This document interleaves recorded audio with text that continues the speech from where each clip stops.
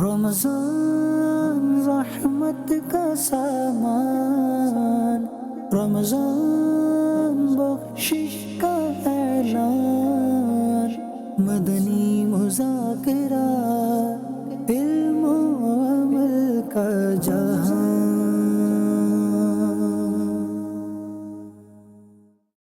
الحمدللہ رب العالمین والصلاة والسلام علی خاتم النبیین، اما بعد فاعوذ باللہ من الشیطان الرجیم، بسم اللہ الرحمن الرحیم، صلاة والسلام علیک یا رسول اللہ وعلی آلک واصحابک یا حبیب اللہ، صلاة والسلام علیک یا نبی اللہ وعلی آلک واصحابک یا نور اللہ، نویت سنت الاعتکاف۔ فرمانے آخری نبی صلی اللہ تعالی علیہ وآلہ وسلم، مجھ پر کثرت سے درود پاک پڑھو، بے شک تمہارا مجھ پر درود پاک پڑھنا تمہارے گناہوں کے لیے مغفرت ہے۔ صلو علی الحبیب صلی اللہ علی محمد۔ امیر اہل سنت کی بارگاہ میں سوال عرض ہے کہ دنیا دارالعمل اور آخرت دارالجزا ہے، تو کیا قبر کے لیے میں نماز اور قرآن کی تلاوت کی دعا کی جا سکتی ہے؟ ثابت بنانی تابعی بزرگ تھے رحمۃ اللہ علیہ، انہوں نے ان کی یہ دعا بیان ہوئی روایتوں میں، دعا کرتے تھے کہ یا اللہ اگر تو کسی کو اجازت دے بس قبر میں تلاوت قرآن کی تو مجھے اجازت دینا۔ پھر یہ کیا ایسا ہوا کہ آپ کی تدفین کے دوران وہ پتھر وغیرہ اینٹ گر پڑی اور دیکھا تو قبر کشادہ ہوئی تھی اور آپ قرآن کریم پڑھ رہے تھے۔ اور بھی اس طرح کے واقعات ان کے ہیں اور بزرگوں کے بھی ہیں۔ سورۃ الملک پڑھے جانے کے واقعات بھی ہیں۔ محل عادی میں سے نہیں آئے گا، کیونکہ اولیاء کرام کا دعا مانگنا اور عوام کا دعا مانگنا، بظاہر تو اس میں کوئی حرج نہیں ہے، کیونکہ یہ صرف ایک عبادت وہ عبادت نہیں ہوگی جس پر کوئی جزا ملے مکلف گی۔ نہیں ہے۔ جی، تو نعمت ہے تو نعمت کا یہ قبر میں سوال کرنے میں بظاہر حرج نظر نہیں آتا کوئی اس کے اندر۔ انبیاء کرام علیہ السلام کی خاصہ ہے نا ان کا، اس پاک پہ بھی ہے۔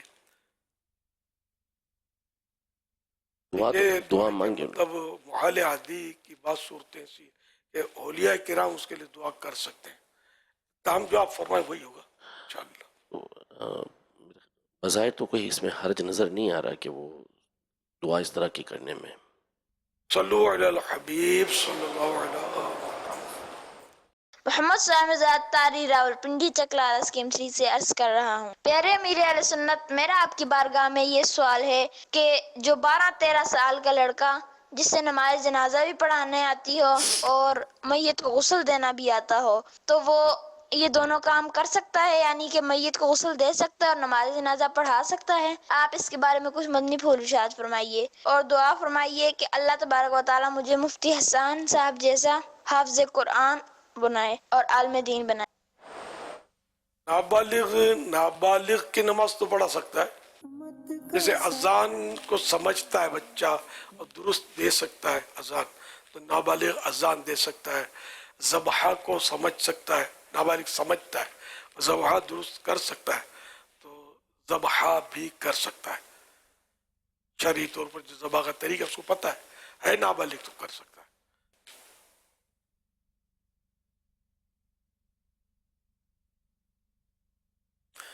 نابالغ یا کافر نے نہلا دیا، غسل ادا ہو گیا۔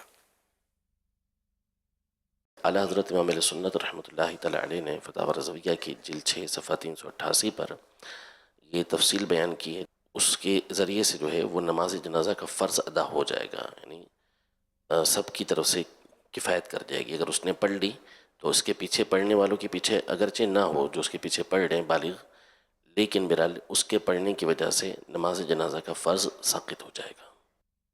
یہ مسلسل دیکھا جاتا ہے کہ آپ بھی بحر شریعت اٹھاتے ہیں، مفتی حسان صاحب بحر شریعت لیتے ہیں، پڑھتے ہیں، پھر آپ اسے دیکھا تو کوئی یہ نہیں کہے گا یار یہ نہ قرآن سے جواب دے رہے ہیں نہ یہ حدیث سے جواب دے رہے ہیں، یہ کوئی بحر شریعت کتاب ہے جو نہ قرآن ہے نہ حدیث ہے، اور جواب تو قرآن و حدیث سے دینے چاہیے تھے، یہ بحر شریعت سے جواب دیتے ہیں۔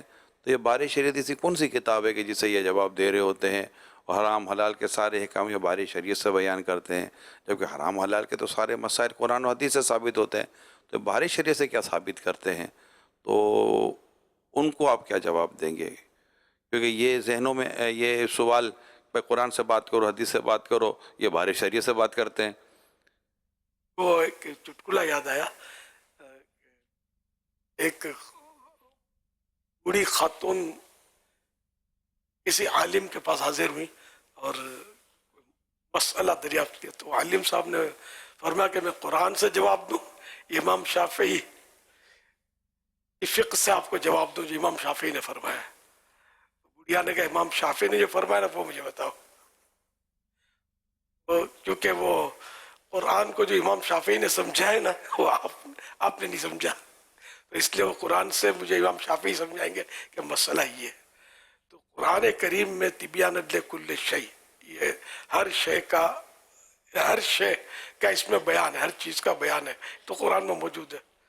تو اس کو کھول کر بیان کیا حدیثوں نے، پھر حدیثوں کو سمجھایا علماء کرام نے، ورنہ حدیثوں میں بہت ساری باتیں ایسی ہیں کہ جو ہم سمجھ ہی نہیں سکتے۔ اب اپنے طور پر جو سمجھنے جاتے ہیں نا تو پھر جو سمجھتے جو سنتے ہیں نا وہ اس کو سمجھتے کہ میں سمجھ گیا ہوں، پھر اس کو عمل کرتے ہیں۔ تو ایسوں کے لیے کسی نے یہ چٹکلا بیان کیا تھا کہ ایک شخص اپنے ساتھ کتا رکھ کر یا باندھ کر نماز پڑھ رہا تھا، تو اس نے کہا کہ یہ کیا طریقہ ہے؟ بولا کیوں، نماز میں قلب کو حاضر رکھنا چاہیے، میں نے مولانا سے سنا ایک بیان میں کہ حدیث میں ہے۔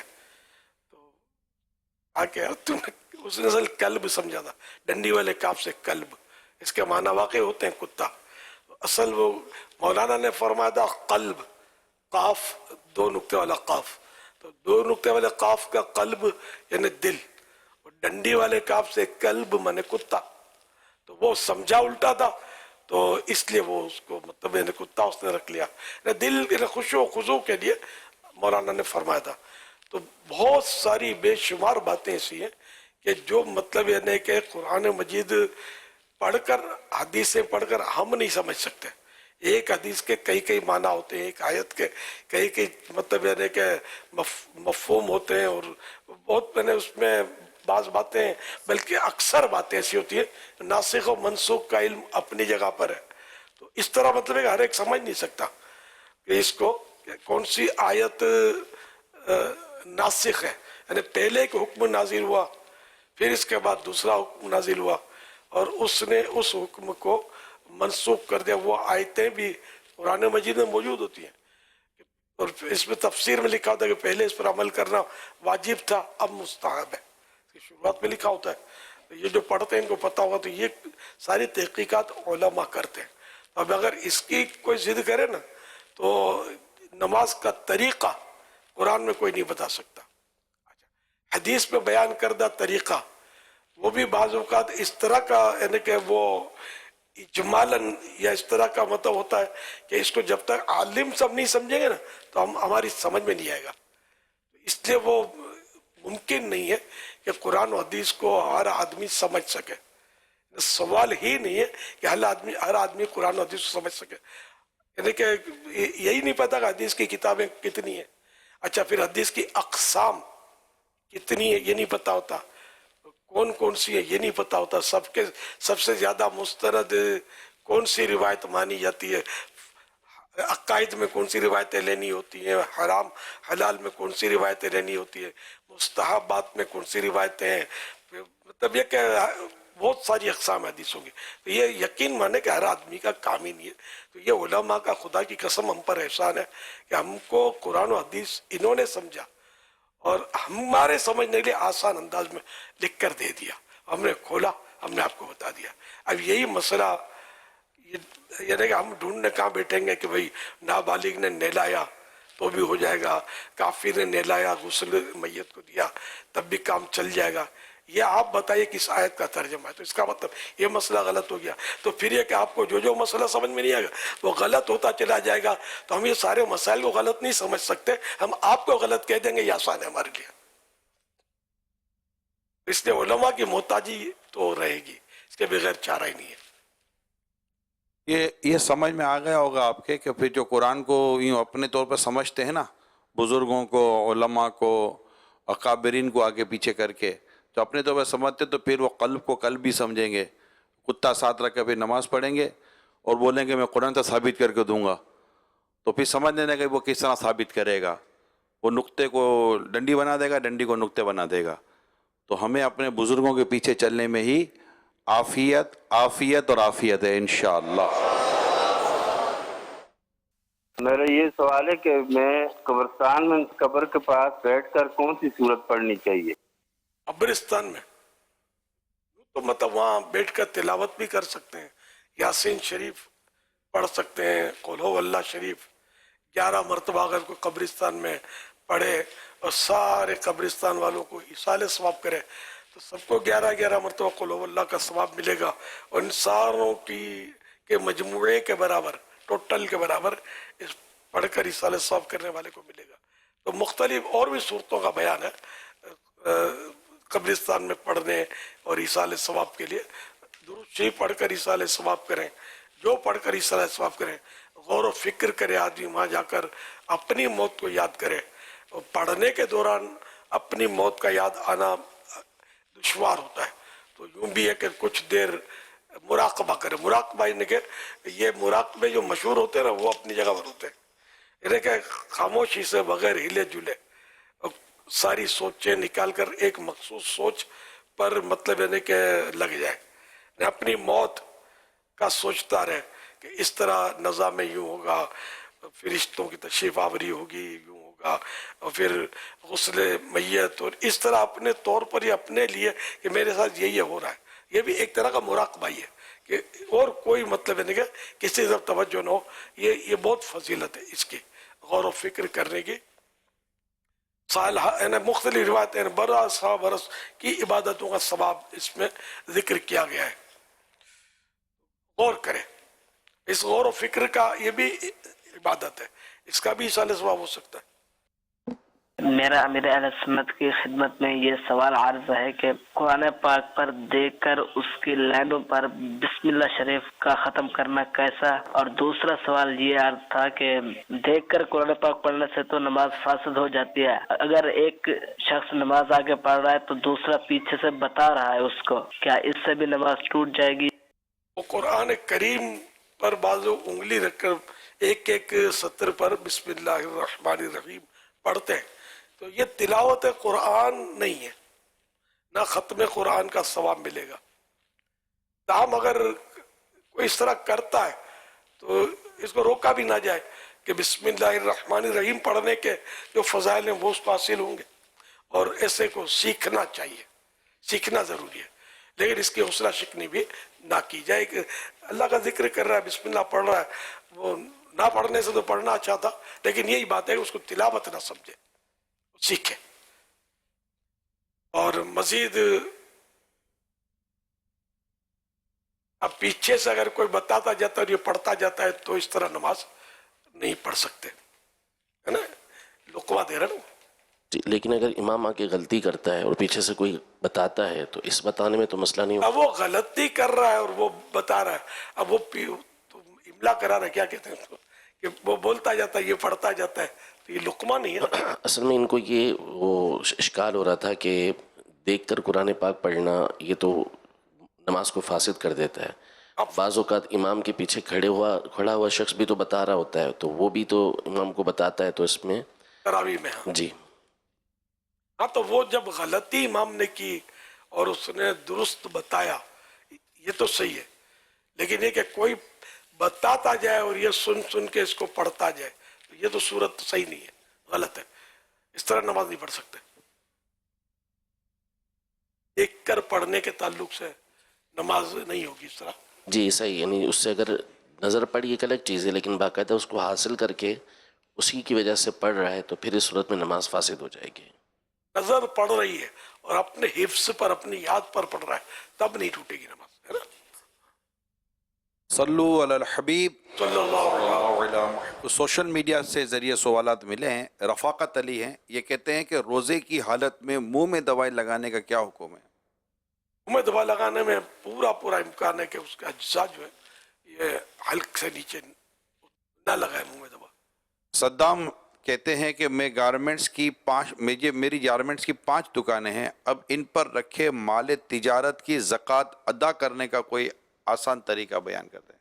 جس طرح سال کے آخر میں کلوزنگ کرتے ہیں اور سارے مال کا حساب لگاتے ہیں, کاروبار کا حساب لگاتے ہیں, تو اسی طرح یہ اس کا بھی حساب لگانا پڑے گا کہ کتنا ان 5 دکانوں میں بیچنے کا مال رکھا ہوا ہے. تو جتنا مال ہوگا پھر اسی کی جتنی بھی اس کی رقم بندی ہوگی, اس کی مارکیٹ ویلیو جو ہوگی, تو اس کا 2.5% دینا ہوگا. دیکھیں دنیا میں دکاندار ہے نا اسٹاک ٹیکنگ کرتے ہیں, ہر سال اسٹاک ٹیکنگ کرتے ہیں, کوئی سال میں 2 دفعہ اسٹاک ٹیکنگ کرتے ہیں, یعنی اسٹاک بناتے ہیں. اب اسٹاک ٹیکنگ کریں گے تو آپ کے سامنے آپ کی دکان کا رکھا ہوا مال اور اس کی ویلیو آ جائے, کیونکہ آپ اسٹاک ٹیکنگ کرتے اتنے ہیں اس لیے کہ مال بچا کتنا ہے, اس کی ویلیو کتنی ہے, نفع ہوا کا نقصان ہوا. بیلنس شیٹ تو وداؤٹ اسٹاک ٹیکنگ آپ کی بیلنس شیٹ بھی تیار نہیں ہو سکے گی. اس طرح انکم اینڈ لاس اسٹیٹمنٹ بھی اگر آپ بنانے بیٹھیں گے تو آپ کو اسٹاک ٹیکنگ ضروری ہوگا, بیلنس ہر طرح کا آپ کو اس میں لانا پڑے گا, تب جا کر آپ کریں گے. تو انشاءاللہ اسٹاک ٹیکنگ کی طرف بھی جائیں گے تو آپ کے سامنے صورتحال آ جائے گی کہ آپ کی دکان میں ٹوٹل مال ہے کتنا اور اس کی ٹوٹل کاسٹ یا پرائس کتنی ہے. شاہ نواز نظامی, ساس کا داماد کے ساتھ عمرے پہ جانا کیسا؟ اور فتنے والی صورت میں وہ الگ ہے کہ مطلب بطور محرم, اصل عمرے یہ عوام ابھی تک یہی کئی بار ہم نے وضاحت کی ہے, حج اور عمرے سے محرم کا تعلق نہیں ہے. یہ محرم کی ضرورت سفر میں ہے. اب کوئی عورت رہتی ہے مکہ شریف میں تو اس کو محرم کیا ضرورت ہے حج کے لیے یا عمرے کے لیے, یہ شرعی سفر ہے ہی نہیں وہاں. تو یہ محرم کی ضرورت پڑتی ہے سفر کے لیے, چاہے وہ دنیاوی سفر ہو یا حج عمرے کا سفر ہو. اگر جیسے کراچی سے جائیں گے تو وہ تو شرعی سفر ہی ہے مکہ مدینے, تو یہاں سے اگر وہ داماد کے ساتھ جاتی ہے, داماد جو ہے قابل اطمینان ہے. محرم کوئی سا بھی ہو قابل اطمینان ہونا ضروری ہے. اگر پگلا ہے, پاگل ہے, محرم ہے بھلے 40 سال کا ہے, اس کے ساتھ نہیں کرے گی سفر. اسی طرح ناسمجھ بچہ ہے, محرم ہے, اس کے ساتھ بھی سفر نہیں کر سکتی. سمجھدار اور قابل اطمینان محرم ہو, یا بددیانت ہے, خائن ہے اور فاجر شخص ہے, تو اس کے ساتھ بھی اجازت نہیں ہے. چاہے محرم ہے, وہ سگا بیٹا ہے, تو اس کا بھی اعتماد نہیں کیا جائے گا. ملک عرفان کہتے ہیں کیا حالت احرام میں بال گرنے سے دم واجب ہو جاتا ہے؟ تو خود بخود بال گرے تو چاہے پورے بدن کے گر گئے کچھ بھی نہیں ہے. ہاتھ لگانے سے گرے, وضو کرنے سے گرے, تو اپنی کسی بھی مطلب حرکت سے وہ بال جدا ہوئے تو ان پر کفارے ہر صورت میں دم نہیں ہے. منیر بلوچ کہتے ہیں کیا صدقہ فطر پیسوں سے ہی ادا کرنا ضروری ہے, یا اگر کسی کی فوڈ آئٹم کی شاپ ہے تو کیا کھانا کھلانے سے بھی صدقہ فطر ادا ہو جائے گا؟ اگر صدقہ فطر جتنی مقدار کا کھانا کسی کو دے دیا ہے نا, مالک بنانا ہوا دے دیا, تو صدقہ فطر ادا ہو جائے گا. زکوٰۃ میں تو یہ لکھا ہوا ہے کہ اگر فقیر کو کھانا دے دیا حقدار کو کہ یہ کھا لو, تو زکوٰۃ نہیں ہوگی, اس کو دے دے. اب چاہے کھائے, کھلائے, بانٹے, بیچے, اس کو اختیار ہے, تو اس صورت میں زکوٰۃ ہوگی. قبضہ دے دے. صدقہ فطر میں بھی اس کو قبضہ دے دے, یہ نہیں کہ یہ پلیٹ دے دی ہوٹل میں بٹھا کے یہ کھا لو. اب اس کا جتنا بھی صدقہ فطر بنتا ہے یہ ہوٹل میں سے مطلب کہ مستحقین کو بلا لے, کھانا کھلا دے اور بولے کہ میں نے کھلا دے گا مسئلہ ہے نا, یہ تو مالک بنائے. صدقہ فطر نہیں ہوگا. جیسے پیکٹ بنا لیے اور کوئی حقدار کو, اب تو آج کل تو پیکٹ بنتے ہی ہے, تو یہ پیکٹ دے دے کھانے کے, اور وہ حقدار سامنے والا, ٹھیک ہے, وہ صدقہ فطر ادا ہو جائے راشن گا. کے پیکج راشن کے پیکٹ بناتے ہیں, مطلب مال سے دیا جا سکتا, مال سے, صرف پیسہ ضروری نہیں ہے. پہلے کرنسی کون سی ہوتی تھی؟ ٹھیک ہے, کرنسیاں, اور بعد میں اب تو دور بہت بڑھ گیا, اب تو کاغذ کی چھپی ہوئی نوٹ یہ کرنسی ہے. سید جعفر کہتے ہیں کیا معتکف کے لیے روزہ رکھنا ضروری ہے؟ یا معتکف کے لیے روزہ ضروری ہے. وہ جو نفل اعتکاف ہوتا ہے وہ تو 1 سیکنڈ کا بھی ہو سکتا ہے، جو ہر وقت نیتیں ہم کراتے رہتے ہیں وہ دوسرا ہے. اور جیسے یہ پورے 10 دن کا مین تو اعتکاف 10 دن کا ہے. 10 دن کے اعتکاف جو رمضان کے آخری میں ہوتا ہے اس پہ روزہ شرط. منت کے اعتکاف میں روزہ شرط ہوتا ہے، قضاء اعتکاف میں روزہ شرط ہوتا ہے. تو اس میں مطلب جیسے یہ ان دنوں سارے مہینے کا اعتکاف اس طرح میں کر رہے ہیں، ٹھیک ہے نا ہمارے یہاں. تو ان میں 20 دنوں کے جو روزے یہ ان پر شرط نہیں ہے. کوئی بیچارہ بیمار ہو گیا، شریعت نے اس کو اجازت دے دی ہے روزہ نہ رکھنے کی، لیکن اعتکاف میں وہ ہے تو ٹھیک ہے، اعتکاف اس کا نفل اعتکاف ہو رہا ہے. اور بھول کر روزہ ٹوٹ گیا تب بھی ہے اعتکاف. البتہ وہ 10 دن والا جو معاملہ ہے نا اس میں بیمار ہو گیا، شریعت نے اجازت دے دی روزہ توڑنے کی، روزہ توڑ دیا، روزہ نہیں رکھا تو اس کا اعتکاف بھی گیا. ذرا بھول کر روزہ ٹوٹ گیا کسی وجہ سے تب بھی اعتکاف اس کا گیا. ابھی آپ نے وہ اعتکاف کے حوالے سے یہ فرمایا کہ اگر کسی کا بھول سے روزہ ٹوٹ گیا تو اس کا اعتکاف ٹوٹ جائے گا، تو یہ بھول سے آپ کی مراد کیا تھی؟ بھول سے مطلب یہ کہ عطا سحری کا وقت ابھی باقی ہے سمجھ کر کھا لیا، یا افطار کا وقت ہو گیا سمجھ کر روزہ کھول لیا، پتہ چلا کہ بعد میں تو بھول دی، صحیح. بھول کر ہی روزہ ٹوٹا نا. یہ تو ہے نہیں کہ چلو بھول ہے تو اب روزہ ہو گیا، روزہ ٹوٹ جائے گا. کیا یہ دعا کر سکتے ہیں کہ مجھے خواب میں اللہ پاک کی زیارت ہو جائے؟ کر تو سکتے ہیں. امام اعظم ابو حنیفہ کا واقعہ بھی ہے، 99 بار زیارت کی تھی، اب زیارت ہوگی تو میں 100 مرتبہ زیارت کیا. یہ کہ بہرحال وہ دعا کر سکتے ہیں، دیدار مصطفیٰ کی بھی دعا تو کرتے ہی ہیں صلی اللہ علیہ وآلہ. نسیم علی ہیں کہ اللہ پاک کا قرب پانے اور روحانیت حاصل کرنے کا کوئی آسان طریقہ بتا دیں. ایسا ہو تو کوئی دم آتا ہو تو میں اپنے اوپر ہی کر لوں. اللہ پاک کی محبت تو جو ہر بندے کو ہوتی ہے، ہر مسلمان کو مطلب اللہ کی محبت ہوتی ہے. اب اس میں ہے درجات، کسی کو کم کسی کو زیادہ. محبت کا غلبہ پانے کے لیے ہم ایسی صحبت بھی اختیار کی جائے، اور اب صحبتیں بھی تقریباً یہ کہہ سکتے ہیں کہ نایاب نہیں تو کمیاب ضرور ہے.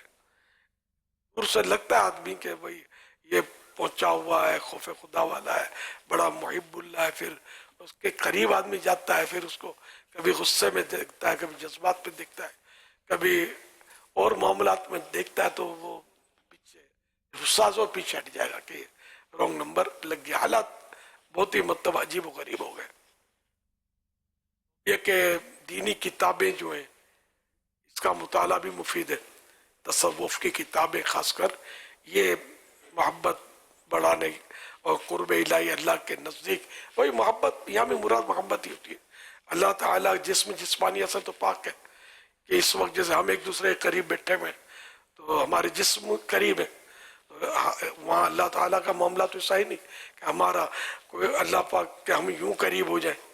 محبت اللہ پاک کی ہمارے دل میں جتنی زیادہ ہے اتنا قرب الہی زیادہ ہے، یوں سمجھ لیں.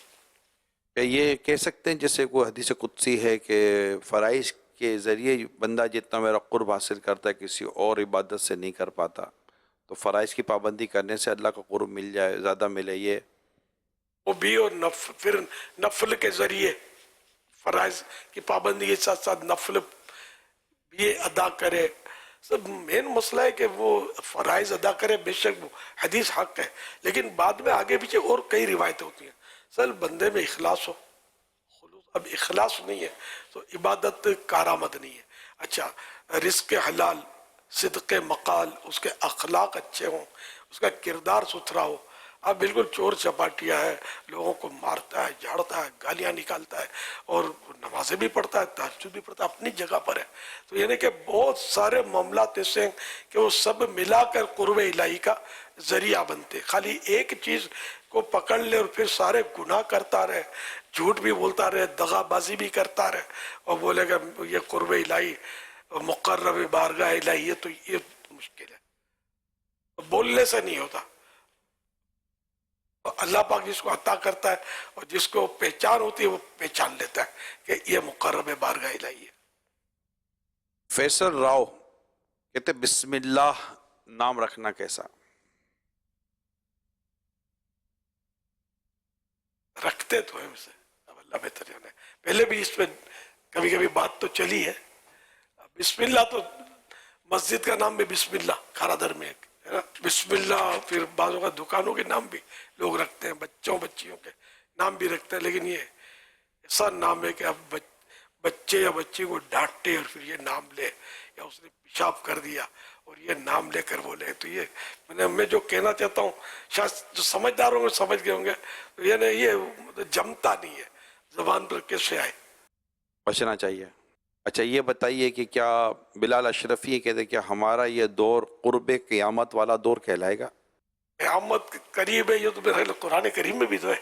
یہ تو یوں ہے کہ حدیث پاک میں حضور پاک صلی اللہ علیہ وسلم نے فرمایا کہ میں اور قیامت یوں بھیجے گئے ہیں، دونوں ملا کر. سبحان اللہ. تو جو علماء فرماتے ہیں وہ یہی ہے کہ چونکہ قیامت کی نشانیاں 3 طرح کی بیان کی گئی ہیں. علامت صغریٰ چھوٹی علامتیں وہ گزر چکی نبی پاک صلی اللہ علیہ وسلم کے زمانے کے کچھ عرصے کے بعد. دوسری علامات وسطیٰ درمیان والی علامات، اور تیسری علامات کبریٰ جو امام مہدی رضی اللہ تعالیٰ عنہ سے شروع ہو کے پھر آگے چلیں گی، ان کا دور بعد کا ہے. تو ان کے کئی علماء کی تشریحات کے مطابق یہ جو دور ہے وہ علامات وسطیٰ کا ہے اور اس کی بھی انتہا کا دور ہے. باقی حقیقت کیا ہے یہ تو غیب ہے جو اللہ پاک ہی جانتا ہے اور اس کے بتائے سے اس کے پیارے جانتے ہیں. یہ یقینی ہے کہ قیامت آئے گی، یہ ایمان رکھنا یہ شرط ہے. اس کا انکار کرنے والا مسلمان نہیں رہتا کہ قیامت نہیں آئے گی. یہ نہیں، سوال ہی نہیں ہے. مطلب یہ مسلمان کا عقیدہ ہوتا بھی نہیں ہے. قیامت پر مسلمان یقین رکھتا ہے. اور اگر کوئی رکھتا ہے اور مسلمان کہتا ہے کہ میں قیامت کو نہیں مانتا مگر ہوں مسلمان، تو یہ غلط بول رہا ہے، یہ مسلمان نہیں ہے. یہ 2 نام کے بارے میں آیا ہے، آیات یا آیت اور میخائیل. اس نام کے بارے میں پوچھا گیا کہ کیا کہتے ہیں آپ، رکھنا چاہیے؟ آیت سے تو مفتی صاحب نے منع فرمایا ہے کہ یہ نام ہمارے اردو میں چونکہ مخصوص ہے قرآن کے ایک حصے کے لیے، تو اس لیے یہ نام نہیں رکھ سکتے. باقی یہ نام شاید مسلمانوں میں معروف نہیں ہے، غیر مسلم قوموں کے اندر یہ شاید نام معروف ہے. ٹھیک ہے. دوسرا جو آپ نے کہا ہے آیت سے نہیں، دوسرا نام فرمائے نا، میخائیل لکھا ہوا ہے، خا لکھا ہے. ہاں، شاید واللہ یا اعلم. میکائیل. میکائل تو بعض کے نام ہوئے ہیں، اگرچہ کہ فرشتوں کے نام پر نام رکھنے سے گریز کرنا چاہیے، لیکن اگر کوئی میکائل نام رکھتا ہے تو وہ منع نہیں، وہ رکھ سکتا ہے. আমার নাম মোহাম্মদ মুনির খান। আমি আমির আহলে সুন্নাতের কাছে জানার ছিল নাকে ওষুধ কিংবা পানি দেওয়ার সময় যদি তা গলার ভিতর চলে যায় তাহলে কি রোজা ভেঙে যাবে? नाक में दवाई या पानी डालते वक्त अगर हल्क में चला जाए तो इस सूरत में रोजा टूट जाएगा, ये सवाल किया है. सुराख आर पार है तो नाक में दवा तो डालने की इजाज़त ही नहीं है. अलबत्ता वुज़ू में जैसे पानी नाक में चढ़ाया या कुल्ली की और पानी दिमाग में चढ़ गया, रोज़ा भी याद है तो रोज़ा टूट जाएगा. कुल्ली की पानी हल्क से नीचे उतर गया और रोज़ा याद है तो रोज़ा टूट जाएगा. और इन सूरतों में रोज़ा कज़ा करना है. एक रोज़ा रमज़ान के बाद ही कज़ा कर सकेंगे. और जिस दिन ये रमज़ान के रोज़े का ये भी मसला ज़हन में रखें कि अगर किसी का रोज़ा किसी वजह से टूट भी गया तो बाकी वक्त जो भी है वो रोज़ेदार की तरह गुजारना वाजिब है, कंपल्सरी है. अब ये नहीं कि अब खाए पिए वो नहीं, रोज़ेदार की तरह रहे. नाक के इब्तिदाई हिस्से के अंदर ये पानी अगर लगाता है या दवाई लगाता है ऊपर नहीं चढ़ती तो फिर इस सूरत में क्या हुक्म होगा? इस सूरत में तो रोज़ा तो नहीं टूटेगा जी. और अगर वाकई खतरा भी नहीं है इसका तो फिर लगाने में भी हर्ज नहीं है. बाज़ों की तो नाक असल वो है ना ड्रॉप डालते हैं वो नाक में, वो खतरनाक है, वो तो जाना ही अंदर. اب انہیلر تو آپ نے منع کیا کہ انہیلر سے نہیں کھینچ سکتا، وہ اندر جاتا نہیں چڑھاتے نا ناک میں. لیکن اگر جیسے کہ عمومی طور پہ جیسے بام ہوتا ہے تو نزلہ وغیرہ ہوتا ہے تو لوگ یوں بام لگا لیتے ہیں اور اس طرف، تو کیا یہ بام، کیونکہ بام کی اسمیل تو یا بام کا جو بھی ہے وہ تو جائے گا تو اسی اندر میں، یا اس کے اثرات جو ہیں وہ ناک کے ذریعے جائیں گے اور وہ اپنا کام کرتے ہیں، تو ایسی صورت میں روزے دار کو کیا حکم ہوگا؟ خوشبو جائے گی یعنی خود سالڈ بام اندر نہیں اور اس کے ذرات آ نہیں نہیں رہا، ذرات نہیں جا رہے نا. انہیلر اگر خوشبو جا ناک رہی میں ڈال کر اگر کھینچتا ہے تو اس کے ذرات جانے کا اندیشہ ہے. انہیلر اصل میں دو طرح کے ہوتے ہیں، ایک تو وہ بام تو والا پمپ انہیلر، ہوتا ہے، ایک پمپ ہوتا ہے، وہ پمپ نہیں، پمپ تو عموماً منہ میں ڈال کر پریشر، لیکن ایک سونگھنے کا ہوتا ہے وہ، ہاں اندر میں ڈال کر اس کو سونگھتے ہیں تاکہ وہ اس سے بھی اس کی ناک کھلتی ہے. اگر تو کوئی چیز جاتی ہے اس میں تو روزہ ٹوٹے گا اس سے، اور اگر کوئی چیز جاتی نہیں ہے اس میں تو پھر روزہ نہیں ٹوٹے گا. اب اللہ والا مجھ سے کوئی ذرہ جاتا ہی نہیں جاتا یہ معلوم نہیں. رمضان رحمت کا سامان، رمضان بخشش کا اعلان، مدنی